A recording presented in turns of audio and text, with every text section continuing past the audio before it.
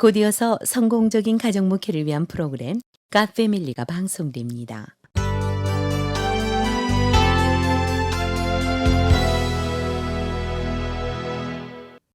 절대로 용서할 수 없다고 생각하는 사람 때문에 고뇌해본 경험이 있는 사람은 복된 사람입니다. 그동안 그가 내게 준 상처를 생각하면 내가 용서하지 않는 것은 너무나도 당연한 일이라고 생각하면서 살아왔다 하더라도 말이지요. 그래서 용서하지 않을 권리를 포기하라. 이 제목을 갓패밀리 이 시간에 주제로 준비했습니다. 용서 세미나를 수년째 인도해온 어떤 사역자의 이야기입니다. 어느 날 큰 감옥에서 용서 세미나를 가진 적이 있었는데 세미나를 마친 다음 한 죄수를 면담할 기회를 갖게 됐습니다. 그런데 그 죄수는 어릴 때부터 예수를 믿었던 사람이었습니다. 젊었을 때는 운동선수로 그 이름을 날리면서 많은 돈을 벌기도 했지요. 그러다가 부상을 당해서 더 이상 선수 생활을 못하게 되면서 수입이 없어졌음에도 불구하고 과거의 화려한 생활을 계속하다가 가진 돈을 다 탕진해버린 겁니다. 그때부터 우연히 범죄 조직에 가입하게 됐고 결국 어떤 사건에 연루돼서 장기수로 복역을 하고 있었습니다. 그에게는 예쁜 아내가 있었는데 정말 그녀를 너무나도 사랑해서 과거 결혼 생활을 할 때에는 아내가 쇼핑백 하나도 들지 못하게 할 정도로 아껴주었다지요. 하지만 그가 수감되자 아내는 밤낮으로 두 가지 일을 하면서 네 아이를 힘겹게 키우고 있었는데 그 생각만 하면 정말 가슴이 터져버릴 것 같다고 했습니다. 그런데 얼마 전 그 사랑하는 아내가 후두암 진단을 받았다고 하는 거지요.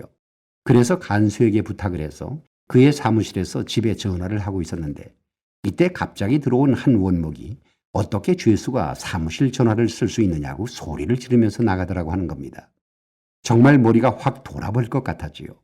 무언가 일을 저지를 것만 같았습니다. 그 원목을 노려보는 그의 눈에 살기가 번뜩였습니다. 얼마 후 씩씩거리면서 간신히 방으로 돌아왔지만 그에 대한 분노의 감정 때문에 어찌할 바를 몰랐습니다. 그때 그의 눈에 한 신앙 서적이 보였습니다. 용서하는 대로 용서받으리라고 하는 제목의 책이었지요. 그 책을 읽으면서 다른 사람을 내가 용서하지 않으면 하나님도 나의 죄를 용서하지 않을 것이라고 하는 예수님의 말씀이 생각이 났습니다. 두렵고 무서워졌지요.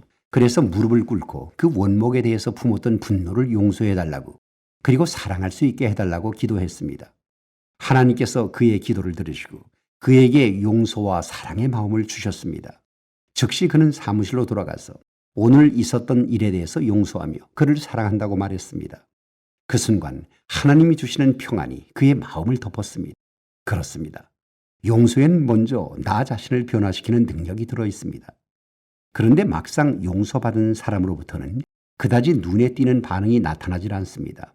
용서받은 사람은 자신이 누구에게 어떤 상처를 주었는지, 그래서 그가 자신에게 분노하고 있다고 하는 사실을 잘 모를 수가 있습니다. 그래서인지 용서를 권고하면 사람들은 그 사람이 용서를 받아들이지 않으면 어떻게 하지요? 상처받은 건 난데 왜 내가 용서를 하지요? 이렇게 묻습니다.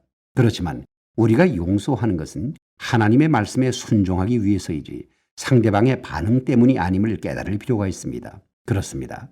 용서하지 않을 권리를 십자가 앞에 내려놓는 그 순간 우리는 하나님이 주시는 놀라운 축복의 수혜자가 될 수 있습니다. 그래서 오늘 아침에는 위대한 용서라고 하는 한 권의 귀중한 책자를 여러분 앞에 권해드립니다. 갓패밀리 강한삼이었습니다.